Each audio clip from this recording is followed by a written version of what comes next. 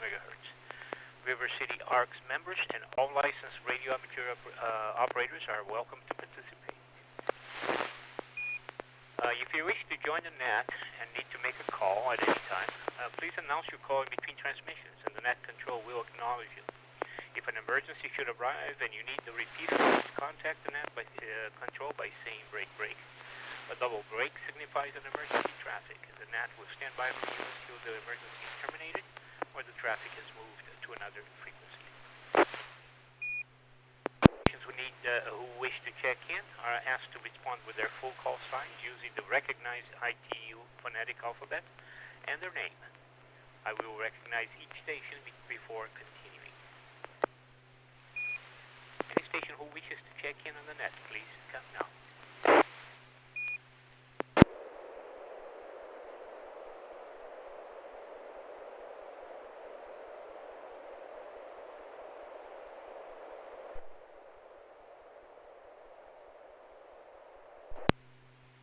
We have Carol, KB4MD. I know that Bob, N6BTQ, is not going to be around tonight. He is out of town. So anybody else that would like to participate on the SSTV Net tonight?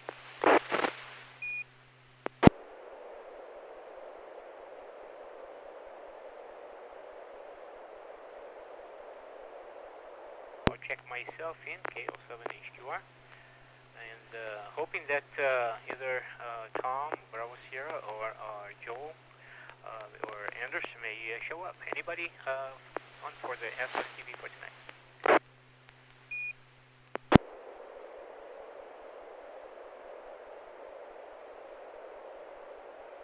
Kara, looks like it's you and I for now. Hoping that somebody else will show up. It's a beautiful evening, so they may be busy doing something else. So I know you're busy controlling the operation there, but if you have a picture that you would like to transmit, please go ahead.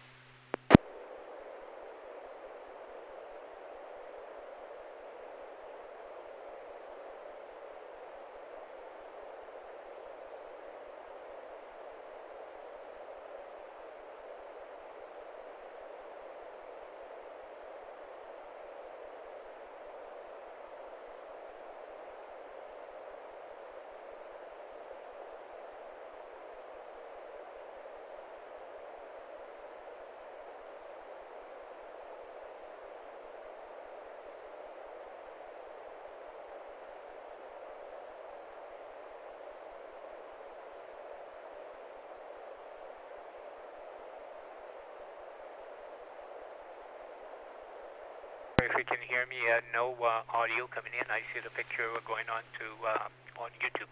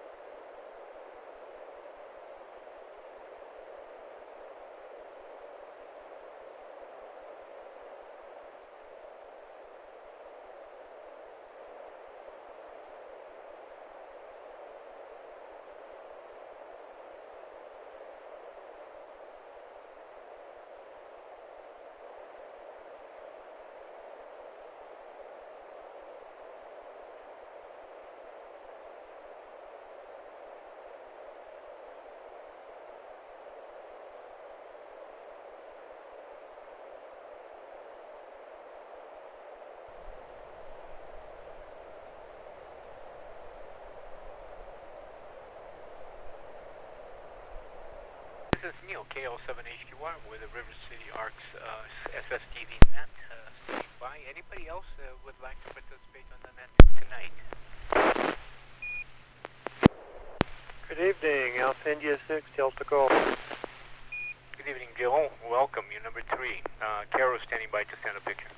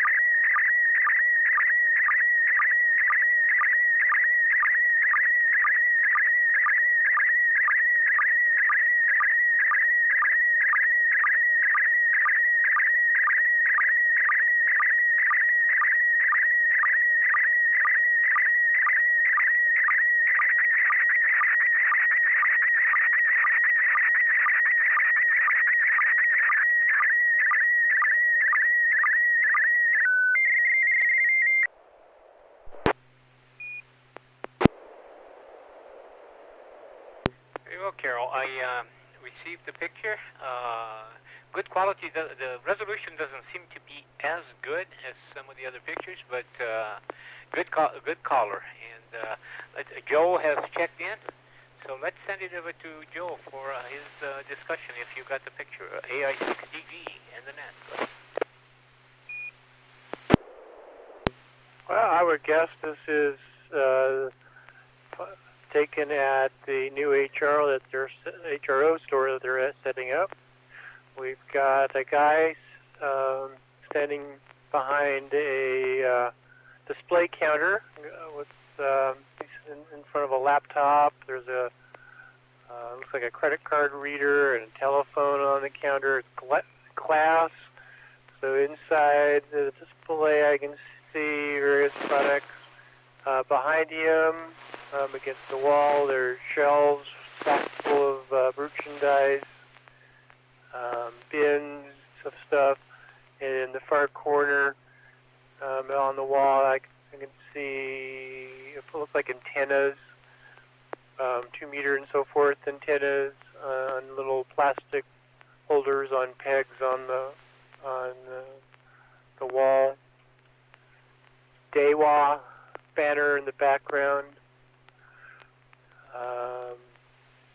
So I wonder if they're just moving the inventory from Oakland, or they're getting all new stuff. I mean, it's interesting what's all involved. And I wonder if they're using any of the same people from Oakland that moved up here.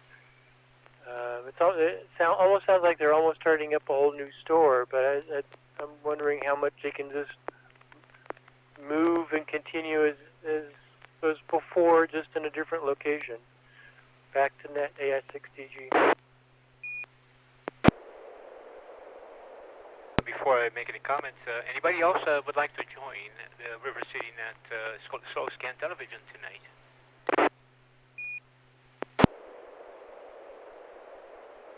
Okay.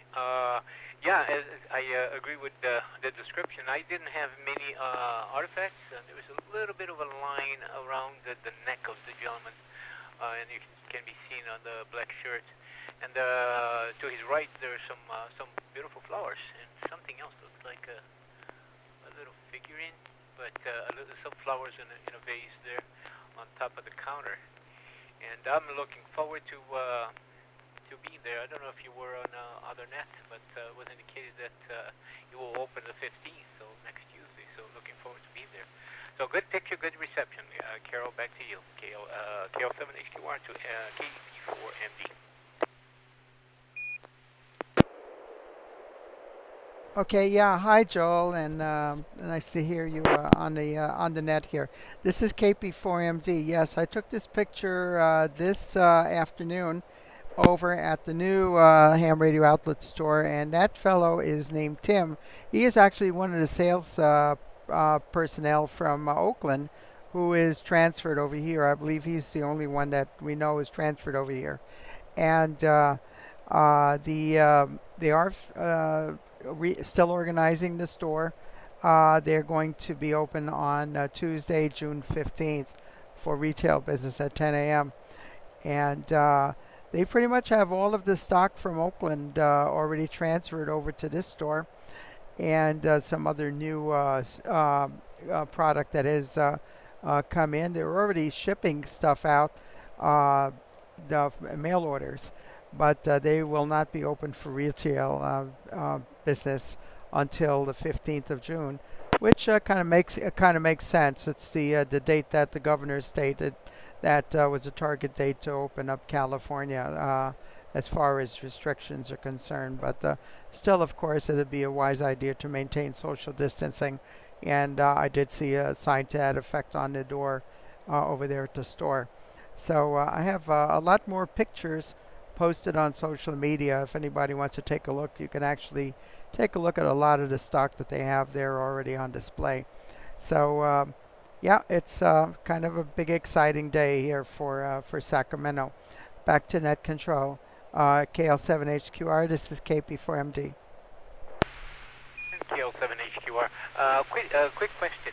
When you say you posted in social media, You do it on your site or Facebook or N6NA.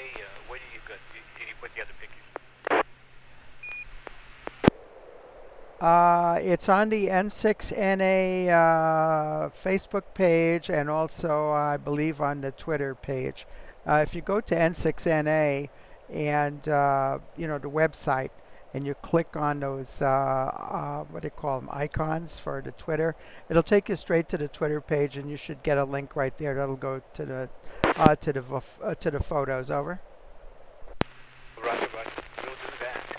Any additional questions or comments, Joel? Go ahead.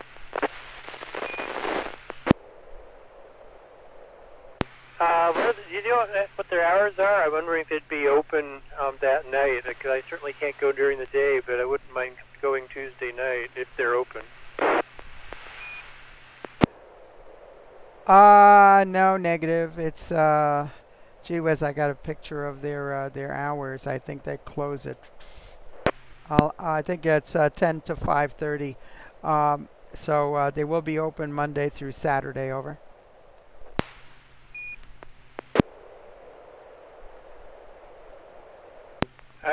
Yeah, I guess it makes sense. I mean, it'd be nice if they're open at night, but that's reasonable. Well, no, it's been a long time since we had some good stores. I heard good and not so good comments about them throughout the years. Like personally, I never had a problem with them whatsoever. I always, the few times that I dealt with them, it was really a pleasure. So nice to welcome them to the town. If everybody is ready, I'm going to try to send one picture. I tell you what, I'll hold my picture until after Joel. Joel, if you have one, go ahead and let us know and send your picture.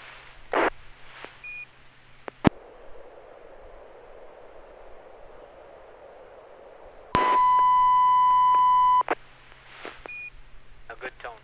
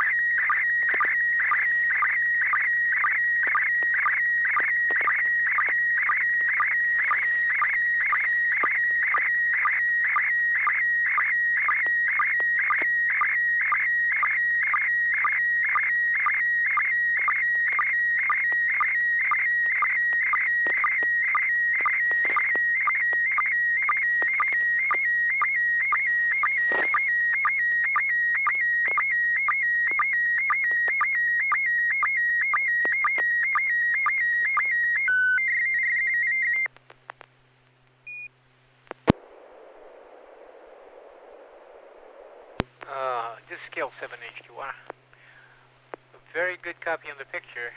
Unfortunately, since you gave us some good descriptions last week, I think I know where that is. And it looks like it is the beginning of the journey up, or at least a stage in the climb. And quite impressive.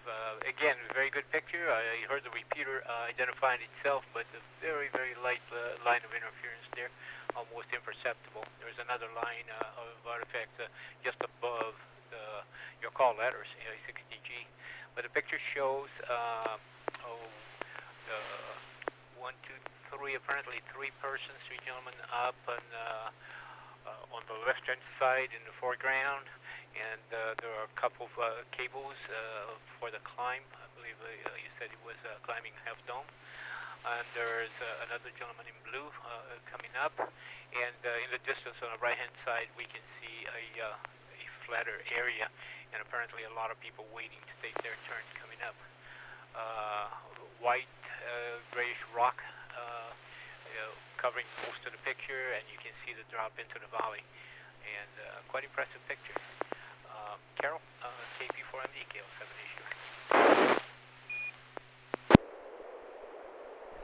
Yeah, this is KP4MD. I agree with everything that Neil says there, and that looks like another view of a picture that Joel sent last week of that going up a slick rock face there, and you're not supposed to do it if it's raining, or especially, I guess, if there's snow or ice there, it would be very treacherous climb.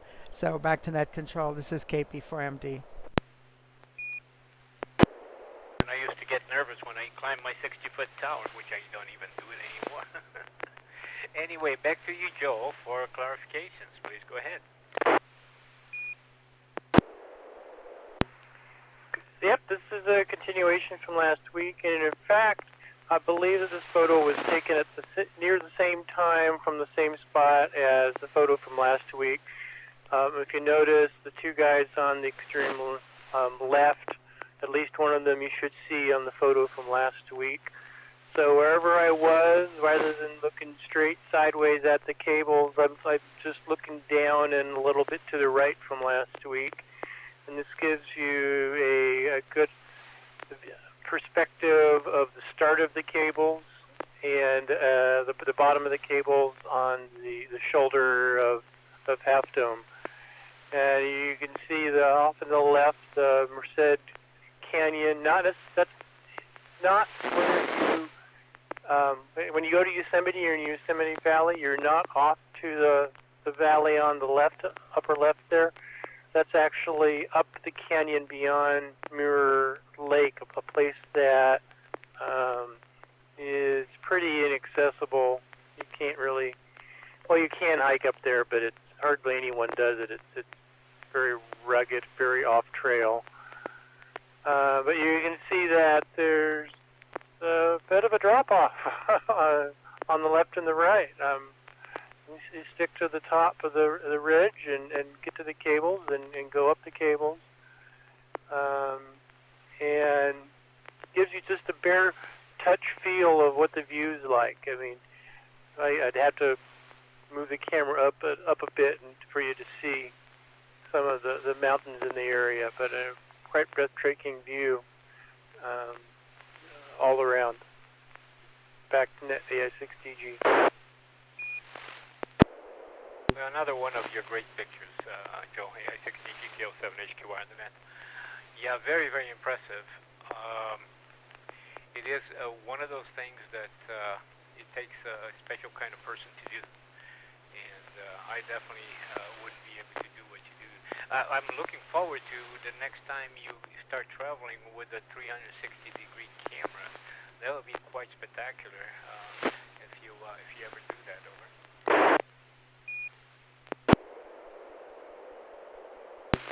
You mean in the future when our cell phones have 360-degree modes? No, nowadays they have a lot of 360 degrees that you use, take pictures and videos. I see a lot of it on the virtual reality setup that I have here. And so I don't know how expensive those things are. They may be very expensive, but they're becoming very, very common. I guess I need to go to B&H camera website and take a look at what's out there. It sounds like there's new stuff available, and I can do 60 shots, but it's special stuff, special camera, special processing, and then you need something special to even view it, really. The one they have now, it's one small camera, very small, about the size of a GoPro, and it takes videos and pictures, and if you even go on the internet using a mouse, you can just look up and down and rotate and look all over the place. If you have the VR, you just stand up and look around. But anyway, maybe something you want to take a look at it if it doesn't cost an arm and a leg. So, Carol, any further questions or comments? KP4MD, KO7HQR.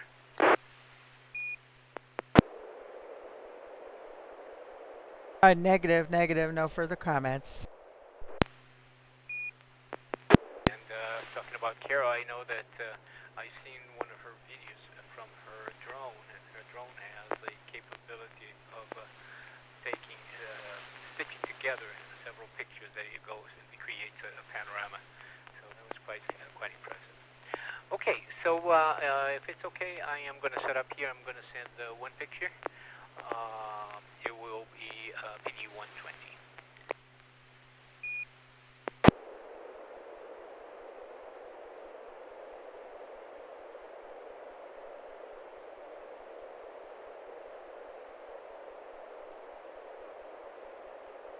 Stand by. Having a little problem here with the software, but let me see what I can do.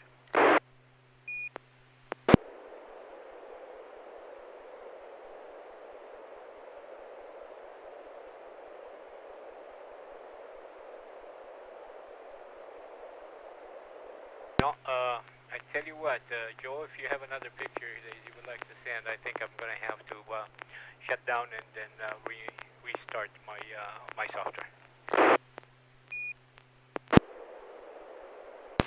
Okay, one moment. Let me load the next picture.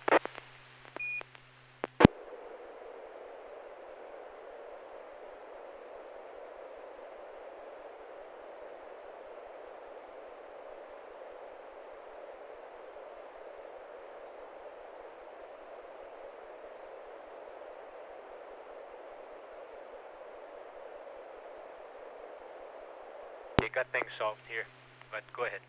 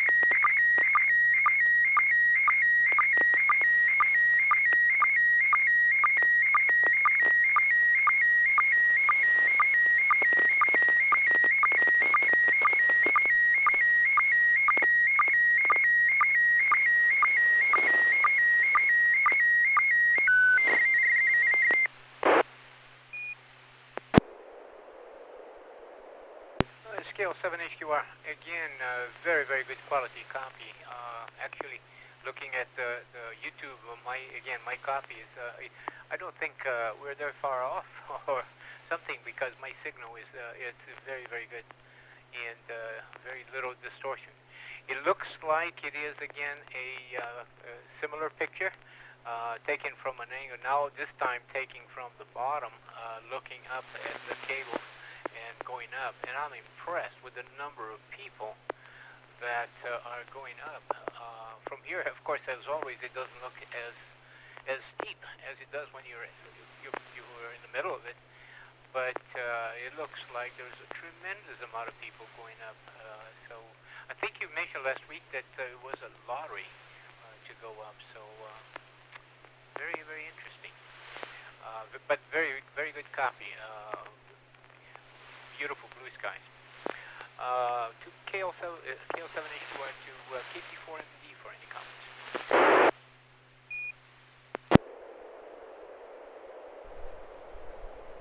Okay, yeah, this is again another very impressive picture. Looks like a bunch of people going up, but maybe some people going to come down from the top there. But I personally, I wouldn't attempt to do this. Back to net, this KP4MD. You and I could go there, Kara, and stay there taking the pictures, if that much. So, anyway, back to you, Joel, AI6DG, for further comments. Actually, I don't think that that you would normally, if ever, find this many people on the cables anymore.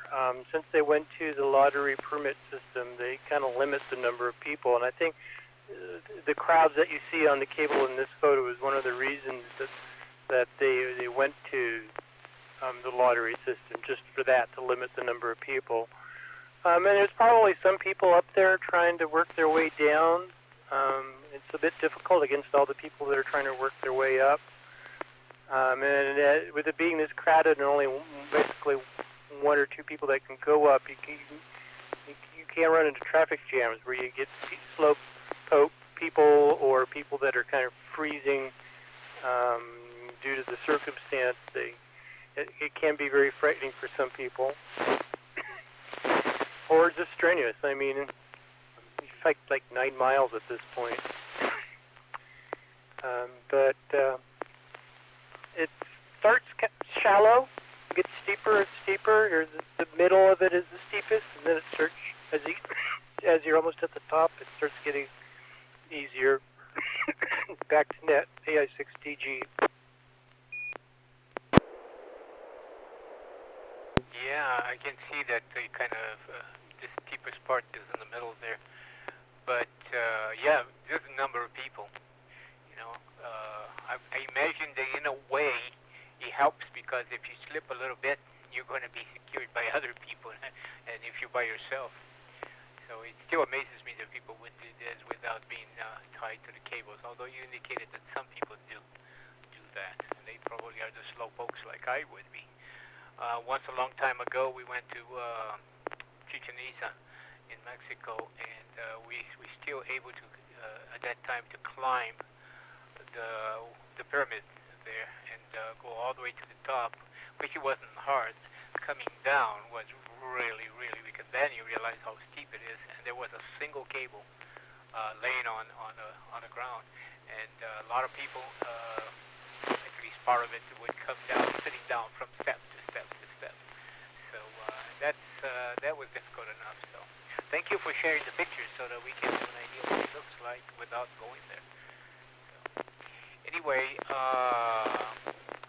so now I would like to send my picture. I think I got things squared away now. Again, it will be on a PD-120.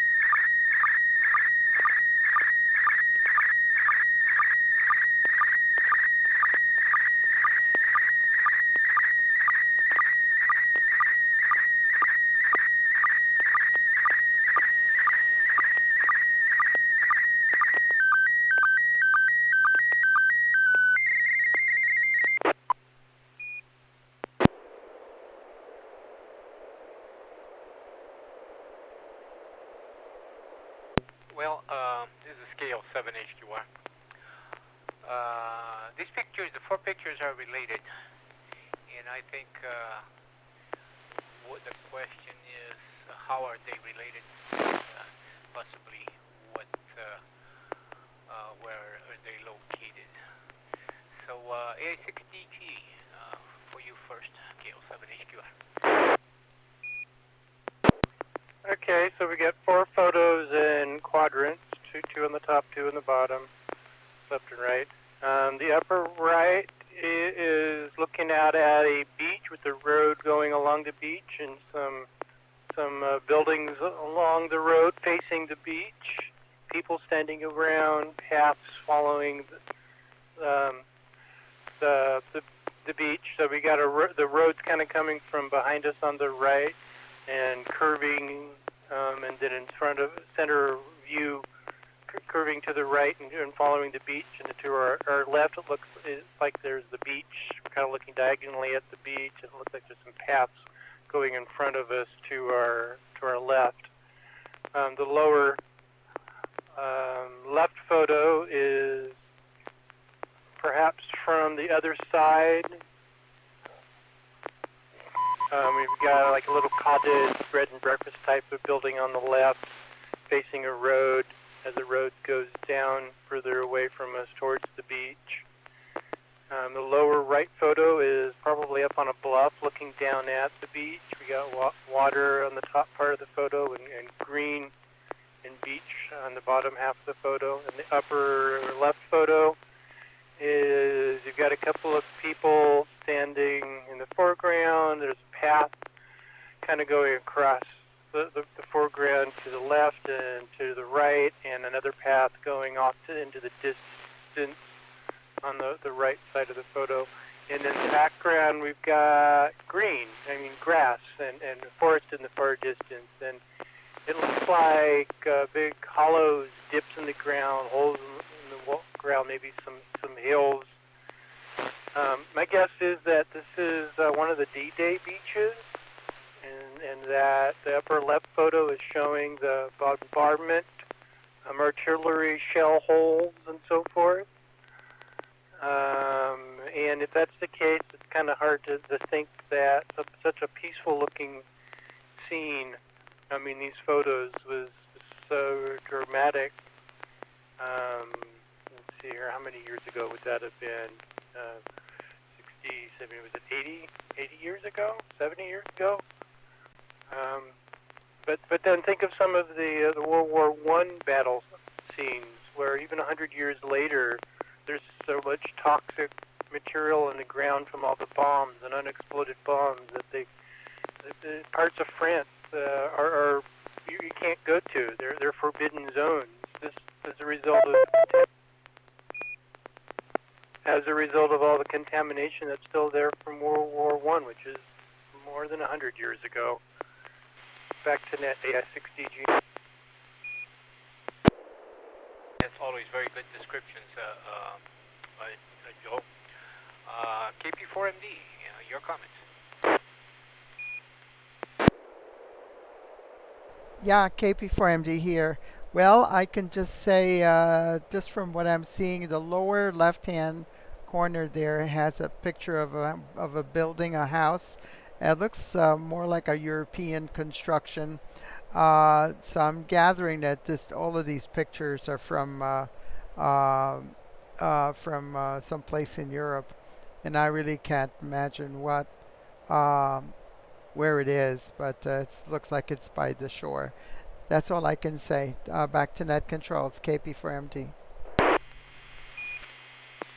KL7HQR and the N6NA Riverside Yards slow scan television net. Well, Joel got it right.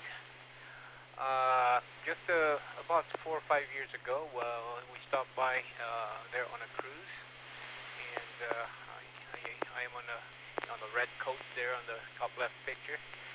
But these are the Normandy beaches.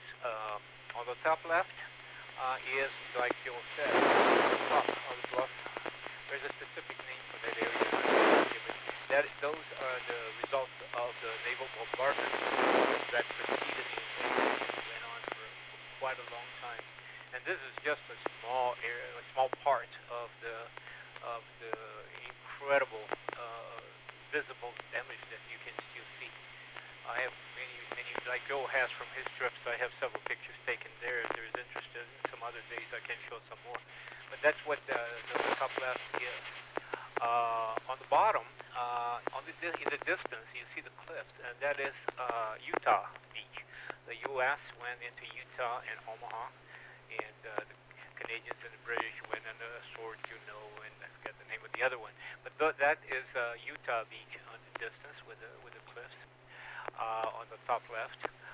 On the top right, that's Omaha Beach. That's exactly where there's still a lot of the pontoons that stay there. There is a monument in there, but that is Omaha Beach. And the bottom right is looking down on Omaha Beach, and that you can see the cliffs. That's what they had to climb. So it's quite an impressive thing to see, and it's very emotional to be there and to see so many still American and French flags, and there's so many thank yous flags all over the place. So thanking for what they did there. So D-Day being just 3 days ago, I thought that was appropriate to do this. So any comments or questions?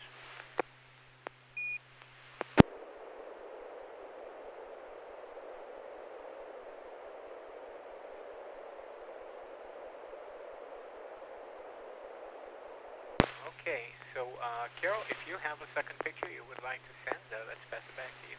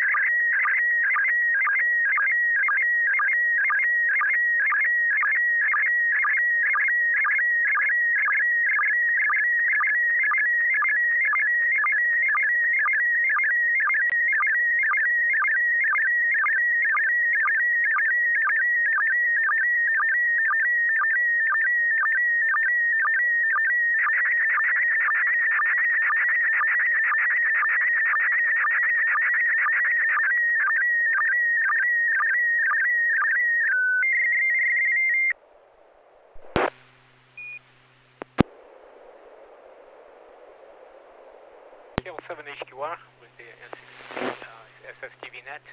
Good copy, Carol.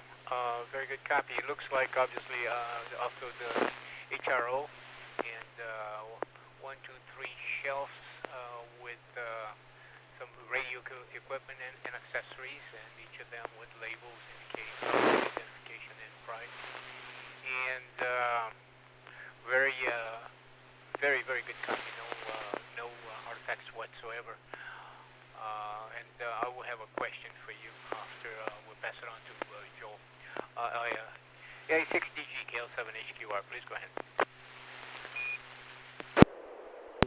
Hey, I'm seeing power cables and coax, so I'm wondering if these are hot, and this is part of the operating station that they have. But I see, obviously, this is the ICOM section. Certainly, there's the rigs on the middle shelf are all labeled ICOM. I don't know about up on top or down below, but I see a couple of Astron power supplies. I don't recognize anything else, but it looks exciting. What call sign do they use? Do they have a store call sign that you can operate at? Back to net AS6TG. And that ties into the question that I had for Carol. Do they have anything that is operational? Because I understand that they had some potential problems with putting up antennas, but is there anything that is operational or just physical display?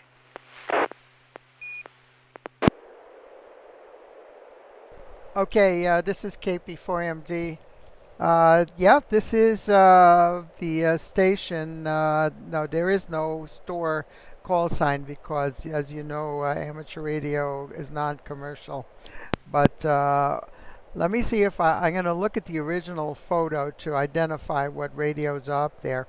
On the top shelf, you've got the ID 5100A ICOM, and to the right of that is the IC 2300H. And to the right of that, there's a little Astron switcher power supply. And okay, now I'm going to have to scroll over to the right. To the right of that is a, it's a little, I'm not sure what that is. It looks like it might be the IC 705. It's a real small radio. Anyway, then there's another radio that's, let me see, what is that thing that's mounted up there? I'm not even sure what that is. There's something in a little, I'm talking about the very right thing on the top shelf. If you go down to the shelf below it, I'm actually looking at the original photo to be able to get the because I don't know what everything is here by heart. It's all modern equipment, which is a little bit beyond me. And okay, the IC 9700. Hold on. Yeah, there's an IC 9700 on the second shelf, and to the right of that is an IC 7300, which is a very popular rig. And to the right of that is an IC 7100. And then there's the sign that says masks required. Yeah, and then on the shelf below that, let me see, there's an Astron power supply on the right side. To the left of that is a really big radio. It's an IC 7610.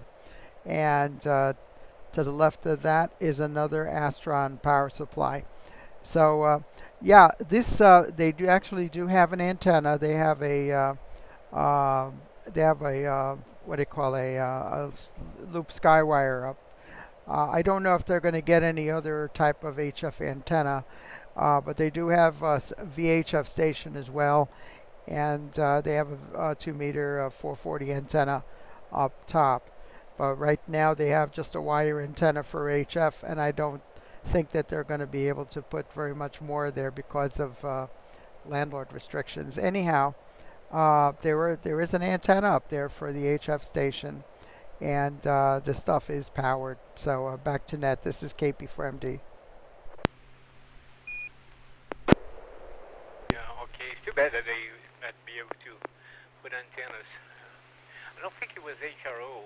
I don't remember, but I remember going to a store in Los Angeles many years ago, and they had several towers and beams, you know. And, but I think with the restrictions here. But anyway, Joe, any further questions? A6DG KL7HQ. KP4MD. Negative. Go ahead. Okay, thank you, Carol. That's a good one. So, I have one more picture here that I could send is related to the one that I just sent. And if it's okay with you guys, I will send a second picture for the evening. We have here about the stainless steel. I think we can do that. So it's just related to the one I sent back, PD120.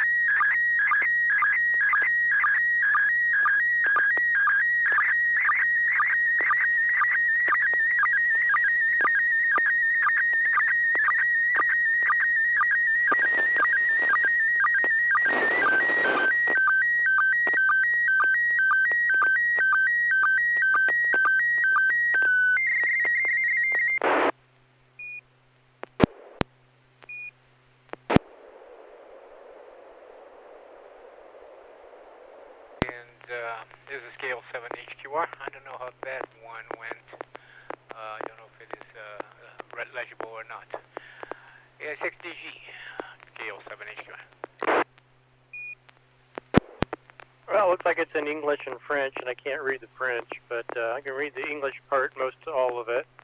And looks grim, a little grim. It lists each of the beaches and how many landed, whether they were Americans, British, Canadians, French, how many landed and how many casualties there were. And I would not want to have been on Omaha Beach.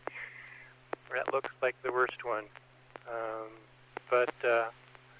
And that little text on the right, and on the left we got two photos. Top one, it almost looks like a sculpture. I suppose it could be a sculpture. I'm not sure, but we're looking at the beach and a little sculpture-like thing in the sand in front of the beach with people doing things they do at the beach. I mean, I guess they're not swimming, but there's definitely some in the water and some walking around. And the bottom one, we've got a photo in the foreground of grass and in the background an American flag, and I can't tell for sure, but I'm assuming those are gravestones.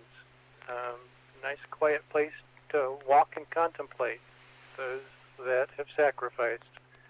Back to net, AI6DG. Scale 7 HQR. Good description. Carol, KP4MD, scale 7 HQR. Go ahead. Yeah, I think that Joel pretty much described it all very well. It's pretty much everything that I'm seeing here. And yeah, I did want to tell you, Neil, that yeah, last week's video had no sound. and that's my fault. The computer did a complete system update, and somehow it scrambled the connection to the streaming software, the OBS, and I was not aware what was going on. So they just have video, and there is no sound on that recording. But this one is certainly going to have sound. Back to net. This is KP for MT. KL 7HQR. Yeah, no problem, Carol. It's about the gremlins are going to show up no matter what we do. And I know that you probably need a little more hands there to do everything that you're doing. So I appreciate your. So no sweat, no worries. This is just a very quick recap on the picture. And you actually, as you can see, Omaha Beach really was the biggest casualty. And the top left picture is the Omaha Beach Memorial. It's a sculpture that is right there in the middle of the sand, where the invasion actually happened. And it's called Les Braves in French, the Braves. And there is a little quote here from the author. It says that he consists of three elements: the wing of hope, so that the spirit which carried this man on June 6, 1944 continues to inspire us, reminding us that together it is always possible to change the future. Then the second part is the rise, freedom, so that the example that those who rose against barbarity help us remain standing strong against all forms of inhumanity. And the last part means the fraternity, so that the surge of brotherhood always reminds us of our responsibility toward others as well as ourselves. On June 6, 1944, these men were more than soldiers; they were our brothers. And so you may look for that on the internet. And the photo below, of course, is the local cemetery, and you'll see that cemetery on the I believe in the very beginning, in the end of Saving Private Ryan. So anyway, that's it. Any questions, comments?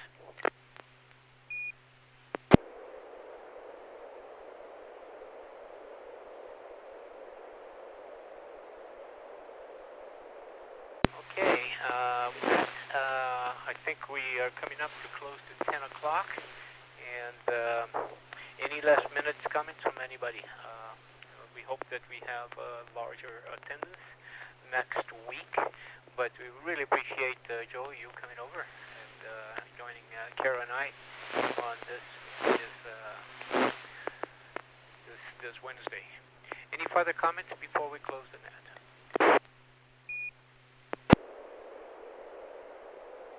By the way, Carol, looking at the YouTube, looks like you had a lot of artifacts on your reception there. Is there anything on the signal?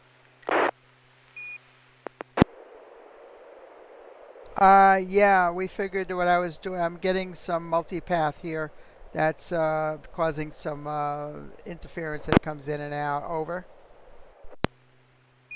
Oh, okay, no problem. Just the first time that I noticed something as severe as that. So.